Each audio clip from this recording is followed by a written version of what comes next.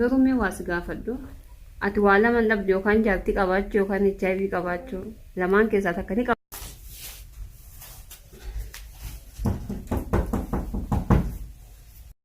Munkar guba dhufee ulaa kee bira ga'u gammachuu ta'e hin barre yaani akka dhaabbachuu dadhabsiin jedhanii hollatte.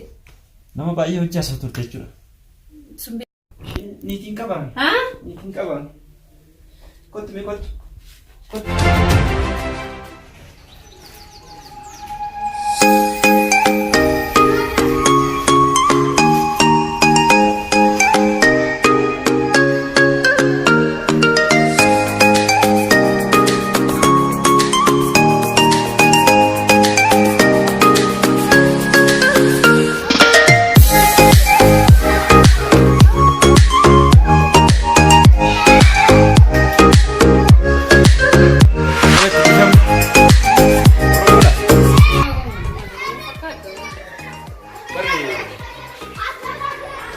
Rakkoon qabu kan ijoollee habashoota gubbaa kana baay'een galanii kanumaaf yeroo hedduu si arginu ture garuu habashoota majalee kan ijoollee habashoota gubbaa kana baay'eetu gala.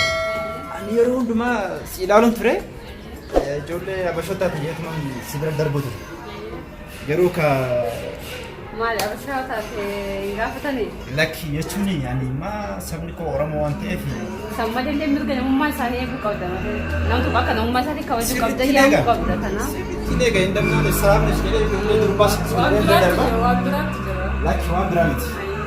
Kan mana sagantiin bira darbu ture garuu har'a si arguun koo garuu baay'ee natti tola.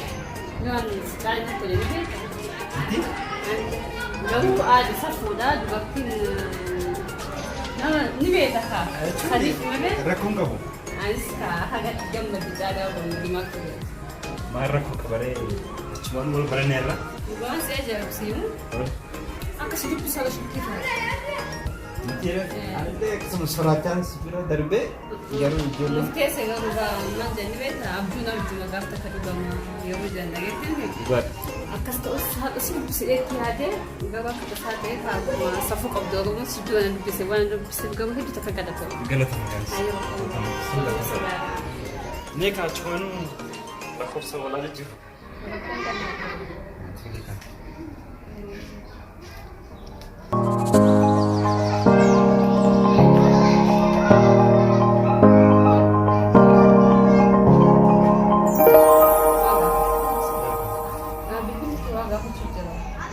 Maal si gaafate? Furtuu bannee bara. Maali kanaan hin jettu? Maal jaartii qabdu nama jaartii qabutti yeroo baay'ee waan akkanaa kana fayyadama. Akkiin jaartii miti. Ijoollee reeffatan. Sunnaa gala garuu. Tole kamee irratti barreeffadhu.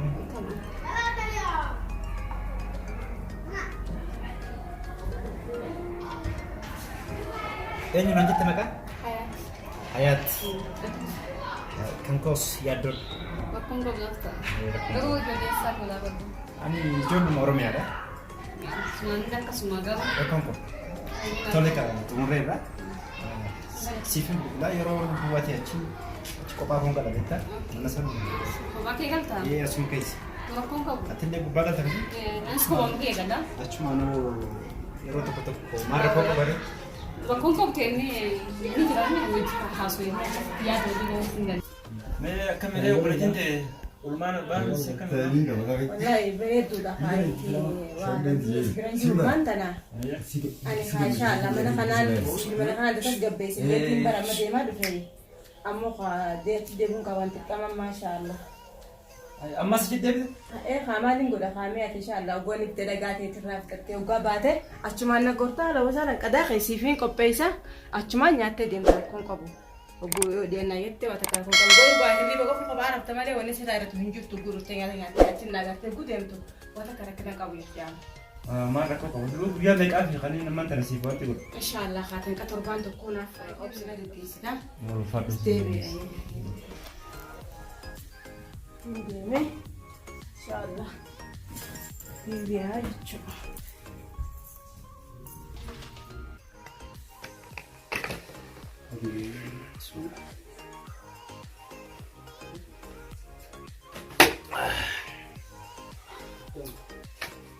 Ma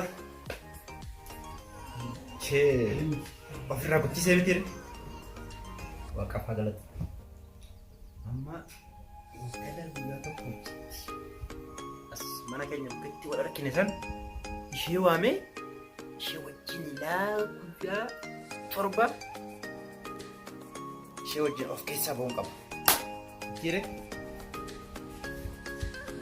kamee shamisa kana sufira baasee.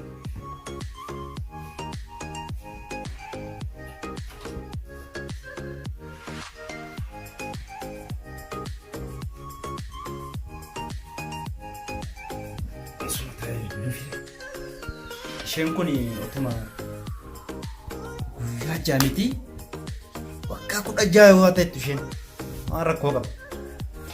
Ani intala tokko baradheeras isheenis fooqii kana galti. Ture ijoollee Habashaa jechaan ture har'a akkuma tasaa walitti dhufnee isheen Oromiffaa dubbatti.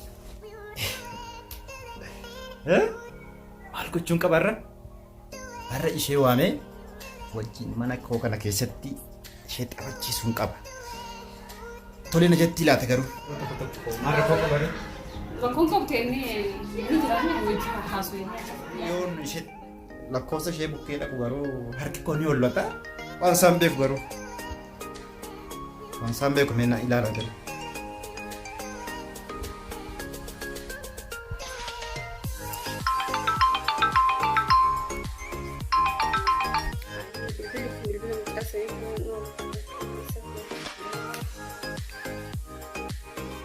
Akkam nagaa jirtu re? Yaadaati. Wallahi nagaa qofa yaada kee malee akkamitti nagaa jedhee yaadu jiru bilbiltee hedduu galatoomuu waan naaf.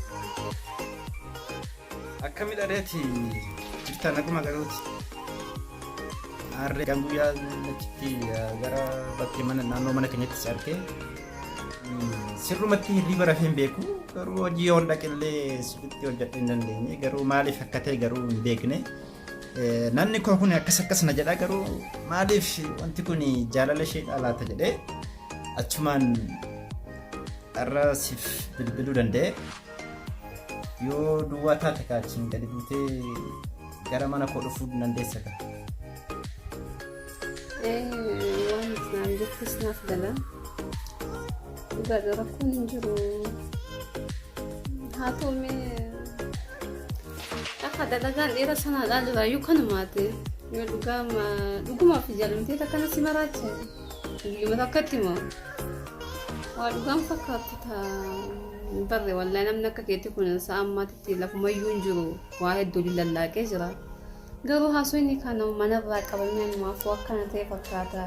Yoo dhugaa garuu anaafettee akkana taatu maal sin jaaree galatoomee yoo sin jedhe malee. Dhugaa yoo na fakkaachuu deebar jecha kee sammuu keessa na deddeeme dhugaa dalagaa ni deeme jedhee har'a dalagaa deemuu dadhabee ofumarraa dhiise. Geelin ta'e akka dhuftee maali dalagaan deemte jettee akkamatti ofirraa dhiise. Jechootuma naan jetteettu na keessa deddeeme. Ati garuu wanti jettu kun dhugamaa? Galatoomika waamicha koo kabajjee wanta hundumaa naa godhu yaalii keetiif baay'ee si galatoomfadha. Amma gara mana kooti dachii gadi dhuftee yoo kutaa koo beektees kutaa koo hin dhodhooftaa yoo hin beeknes balbaluma bukkee dhuftee natti bilbiluu dandeessa. Ani immoo balbala si jalaa banee sheeka keetii kana gaarra sirriitti taphachiisuun barbaada waan ta'eef ulfaadhu siin jedhanis. Garuu balbala keessa hin beeku ni beektaa? Fi qalbiin takka kootu naan jetti takka hafi naan jetti yoo dhugaan kana jaallattu yoo ta'e nama akka keetii kana dhabuu mannaa dhadhuumarra filadhaa ni beektaa? Kanaaf wanti kun dhugaa garuu akka nama jaallatta yoo dhugaan kana jaallattu ta'e meenaaf akka bittu immoo si amanuu danda'a. Barakka waan shakkisiise ni beektaa? Jaartis hin qabu jettee ammas sommoo jaartii ni qaba naan jettee si jaaladhe naan jettee siif amana ammas jaartii hin qabu ammoo si jaaladhe namni kun shabaabatee gabaat mi'a waas gaafadhu fayyaa qabdaa namni fayyaa qabu dhugaa waan nama kolfisiisu nuti maaf kofalta namni fayyaa qabu waa akkanatti hin taa'uuf jedhee bar zabani zaman akka biddeemanii beektaa warra jaarsa qabu malee warra jaarsa hin qabne namni feffedhu hin jiru kun beekamaadha biyyi sodaachiste. Ati garuu maal dhukkuba kana walitti jirtamu warra adda baatee jirti mee adda naa baase. Maali kakkachiisuu barbaadda mamaa inni garuu ani akkaan si jaaladhe garuu siif bilbileera yeroo ati duwwaa taates yeroo maali biisiidha moo yonnaan siif bilbilusan dhugaa waaqayyoon sin jedha miti ilaa dhugaa waaqayyoochummaa jechuudha inni kakuudha mitiidha ani kanaaf laasumaan jaaladhe garuu ergaan guyyaa san si arge garuu akkuma reefu sitti himeedha maali deddeebi'ee maali sitti hima giiftii koo kottuma balbala bira kottuma daddabi tole. Hayyee kaa'ee gateetti haa ta'u lammii dhabuuma maal jedhan kun tarii nasiiba naaf ta'uun mala carraa gaarii jedhee dhufa akkami kaayyoo dhufe maal qoqopheessite moo afaanuma qullaadha warri magaalaa kanaa ka waa gabbaasuun beeku waa gabbuusu malee salmaaf na yaamte moo maali mee maratti yoo rabbi jedhee dhufees ilaalame akkuma ati jirtu dhufees ilaala garuu mee waa si gaafadhu ati waa lama dhabde yookaan jaartii qabaachuu yookaan HIV qabaachuu lamaan keessaa takka ni qabdamee naaf yoo qabda qaba jedhi yookaan immoo jaartii qaba jedhi namni magaalaa kana keessa lamaan kana dhabe waan jiruuti. Maal jette HIV maali? Lakki wanni akkasii jiru maal na bukkee dhiiga keenya biyya sadiin qoratees nagiitti koo kana sodaattamoo kana bira darbineera nuti waan akkasii dhibneerra garuu waan ansii qopheesse moo?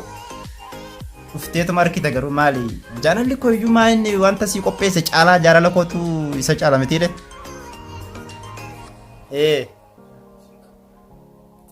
jaartii maali haasoftaati maanni jaartiin anoo mucaa reefuudha jaartii maal haasoftaati mee dadda fi kottotumti mataan kee haa ta'u.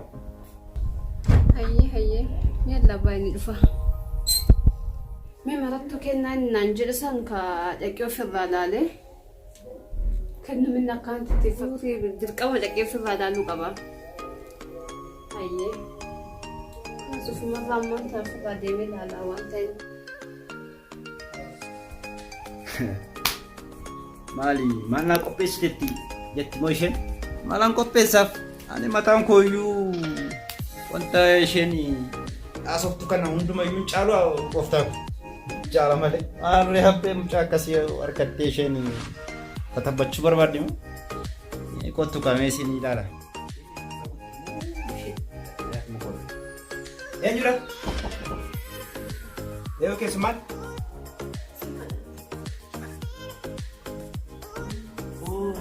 akka dhufte kan dhugaa waaqayyoo sin jedhe miti masobdi jechaan jira nama yonatti Maal sobitti kan? noori mee noori Kennaa siif qopheessetti kennu santu Kennaani. dhugaa taa'e kan? kennaani akkuma beekamu tole kaa bakka dhufte Bakkamatti. galata rabbiif haa galatu garuu bakka dhufte garuu har'a Garuu akka telefoonaa sana hin jirtu maal mirqaan hin qabdu. meetti baay'ee mirqaan hin qabdu. Telefoona keessatti bara si jaaladhee si maraadhee ani jilbiiffatta see yogguu laabane waan akkaan tolfattee qalbii akkaan tolfuse. Kan jilbiifadhee siif akkas jedhu si agarsiisuu wayyamoo moo booda si agarsiisu. Kennaa siif qopheessite kennuu sana ilaala booda maratii kan kennaa kennu bakka bakka dabaluu ilaala. Haa ta'u kaa kennaan waan guddaa si qopheesse. Nagaadha waaqa faa galatu jirra dalagaan uumaan jedhu jireenyi baay'ee bareedaadha. Maali garuu kana duratti osoo si harkatiin jireenyi baay'ee Jiraattu faayidaan qabu. jireenyi natti hin tolle garuu baay'ee natti tolte garuu. Midis akka takka jira ni beektaa? Waan akka naa ajaa'iba. Akka bareedu kun osoo waan akka hin qabaanne akkaataa ofii kanattu maal sababni? Maaliin qaba gaanii hojii dura barumsarran ture. Dhugaa garuu nama kaayyoo qabu fakkaata kaayyoo. Ergaan barumsa xumuree maal jedhee booda hojiis hin qabanne. Haguuf dhaabbadhuutti waan fedhu gad dhaabbadhe. Kunoo akkasumatti ta'aa jira hojiileen garuu hojiin hin dhufa garuu ani hojii koo dura isheen akka keetii kun erga dhufte ka hojiileen hin turu beeki. Dhugaa. Amma reefu dhufa warabbedhe. Soba dhugaa dhagaruu wanti kun. Maarree ani kam sobduun fakkaadhamu. Naaf fakkaatu jecha keetu raajina ta'e. hin garre nama akka keetii. Laa. Maaliif ni beektaa? Tol. Namoonni tokko biyya kana keessatti namoonni akka keetii osoo dhalaatti makamiin jiraatanis hin garre. Ati dhalattis hin makamne ilaamaa waan akkas hin qabdu akka natti taa'u jirta. Ani shakkee namni akkanaa kun rabbi soomarraa gabbuuse malee waa taa'anii kan dhufne seebara. Dhugaadha baay'ee si galateeffadha kana jechuu keeti garuu ani amala kootti Garuu maal keerraa jaallatti. Dura amala koonsi fima achi booda kan keessatti hin teennaan rakkoon qabu. Amalli koo nama gadhee gargar achi deemee as deemee ganda sanatti dhaqee achi bees ganda sanatti dhaqu ani amalli waan akkasii natti hin tolu. Dhugaa nama fedhutu nama akkasiiti nasiiba kee alhamdulillah nama akkana waa Mitiire? dhugaa. Wal harkannee jirra jechuudha. Nama akkanaa hin garre. Kanaaf kamee bishaan si yaabuu sure? Naan misi alma dhalaadhaan itti dhalaan safuu qabdi. Akkasii rakkoon qabu. Rakkoon qabu manni Guddaa mana galatoomne. kiyya dhalaan safuu qabdi almasiif bijaa. Nagaadha rabbi faa galatu. Garuu Eegguu dhufeellaa kana bira qabu. Kana keessa ishee kun maal beekamu? jaalala koodha. Dhugaa? Jaalatti qaamaan akkana gooti boodanaa ijjeestii na Laakkisi kuffistee. najjeesti. Jaalalli kooma du'aa kaasa. Dhugaa nama hedduu telefoonaan saasee jira. Garee guba dhufee ulaa kee bira ga'u. Gammachuu ta'e hin barre yaani akka dhaabbachuu dadhabsiin jedhanii hulladhe. Nama baay'ee hojii asirratti jechuudha. Sun beekamaadha. Maal jedhan sila nama hedduu hojjetan tokko argatanii jiranii. Ani garuu dhugaan sitti himiti hamma irra nama tokko wajjin haasa'in beeku. Dhugaan sitti himiti. Waan gammachiisan nagarre. Namni tokko wajjin haasa'in beeku ila haaskuuliin galee haaskuuliin xumuree Filiippiin galee Filiippiin xumuree yuunivarsiitiin galee. Kana gidduutti Qabxii kan huutu waliin qabdi. garuu ijoolleen baay'een ijoolleen durbaa waa'ee jaalalaan na gaggaafachuu turan. Ani immoo bakka kennuuf hin dide. Anumaaf rabbi qooda kaa'e. Garuu siif kenneera. Anumaaf qooda rabbi kaa'e. Suma siin jedheen garuu baay'ee si galateeffadha malee. Kanaaf kamii dharee Taate. xiqqoo xinnoo ishee akkas kana of jalaa achi nuure. Ni kun suuqi jennee injektariin kaa'u nama gargaara jiru fakkaata. Namni dhaadhaabee fakkaata. Miti Dhaadhaa baate. lakki jajjara koo miti. Fakkiidha. Namni dhaabessi fakkaatu. Kusiin kun nuuf itti daanu xiqqaate. Lakki kunumaan nuteera garuu xinnoo ishee. La kan makkaadhaan nu tolchiiti. Akkanattis tolfadhu. Jechuun maal si dhoksa? Si hojii to'achuu barbaadeeti. Tawaaf deemtaa? Maal rakkoo qabare? La waan Suma jenneetti meetee kan dhufu. meetaa jedhu kan gargaara jiru fakkaata. Achuma irratti yoo haasa'uu dandeenya. Nyaataa akkata waan haasuu ni jiraate. Tolimee Waan haasuu ni jiraate. maal haasa'uu barbaade? Jechuun meetaa ni haasawinaa waa hundaa sukkuutu kan haasawinee akka aadaa Oromootitti deddeemna malee akka ijoollee magaalaa kan argite waa hundumii lallaaqan kan Rakkoon qabu boodaa safuu namaanni. Oromoon safuu qaba. Oromoon akka beekamu aadaa fi safuu qabna. safuu qabna. Aadaa fi safuu keenya garuu Aadaa safuu keenyatti malee jajjara akka namni dhaadhaabee fi argite. Namni dhaadhaabee argite ati na deebisan jedhee keessatti of dubattuun garagalu ni maqutaa. aadaa fi Jajjara safuu keessanis jira. aadaa fi safuu qabna miti jenneerra. Aadaa fi safuu garuu abboonni dhumatti deemnaree haasawaa baay'ee qabda fakkaata. Xinnoo ishee taphachuun dirqama ta'eera. Bitiire.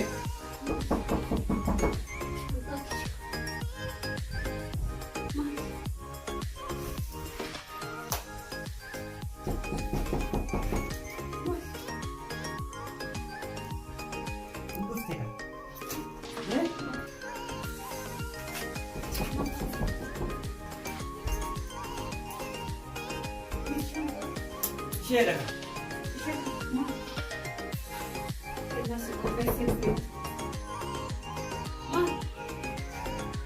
maal godha yaa gooftaa koo?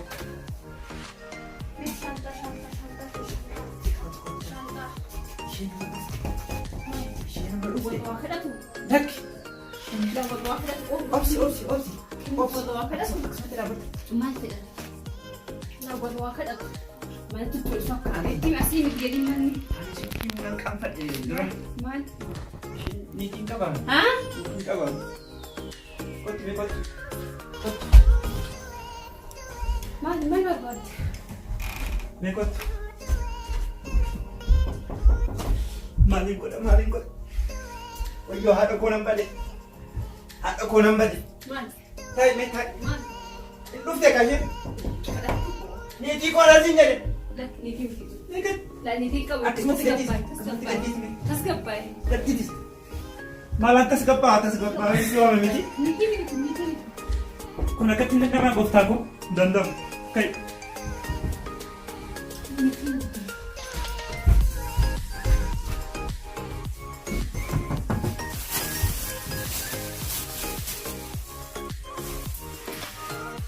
Hin danda'amu. Baay'ee.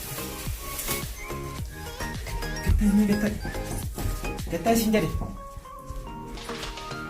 As jalaas galu. Foddaa waa. Asiin baatamu hin danda'amu. Sibiila qaba kun. Eessa haadha kee dhufte qaba. Dubartii manaan beeku as keessatti. Obsi.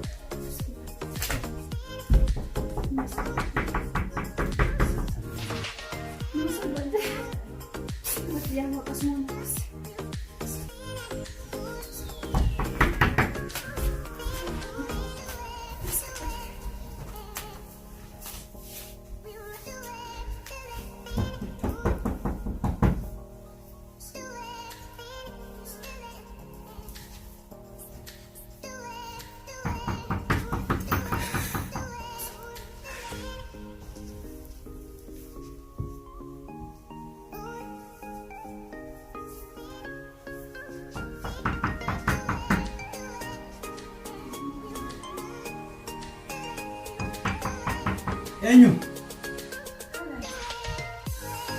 Seen. Waan qammaan tanaa ulaa mana raabaan hojjete maal dalagu jira mana keessa. Bara wanta kana dalagatu hin jiru. Hayduu bari calmate ulaa tana qaantu ulaa mee kana solo maal karakinni kay kumbaatu suje. Miti haadha ko. Ganama barii hojiin deeme. Achumaan baay'ee dadhabeen dhufe. Hayyee.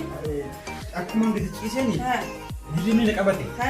Achumaan achi obboleessi haadha koo eda dhufe. Eessa? Eda dhufe gandarraa dhufe. Kanaaf isaas baay'ee dhukkubaa bule. Ni dhukkubaa? Baay'ee dhukkubaa bule. Hayyee. Kanaaf kunoo baay'ee dhukkuba ani suma taa'ee suma eegutti jira. Isa kana? Jaabo karaa kana eenyu fidere? Suma eegutti jira. Duuba maan qamaa teessee deeta haakiman geessituu deemtee gurbaate. Erguma chikee dhukkubsate inni. Haa duuba haakiman geessituu karaa guudhufase ede kame bira bultaa waa ta'ee dite. Kanaaf miti kan inni taa'ee seetu wanta koofer kan qabu maallaqa wanta kuyyuu qabu. Wayyoo way waaqaanolee dhiiroo hiiga mee hoo maallaqa lafa dhudhaa fi haakima geessa imteen haakisittee dhaqaba haan. Dafeen keessa. Haanchi si bota kin tufaani dafite maakama geessa kaasi. Eesuma kan. Waaqaanolee kami nama dhukkubura lafte edumaa ati way waa garaa jabaattaa. Ajalaa dhukkubsate. Achi fayyuma qaba kadhamu kanuma fayyaa qabu fide bara. Ede maakama geessa waan akka isini maallaqaan fidee dhufa. Ati asumatti eegi. Nan dhufan iyyuu. Hayyee. Balbala kee dhufan. Tama. Eesuma kee. Inni fayyidaa bara.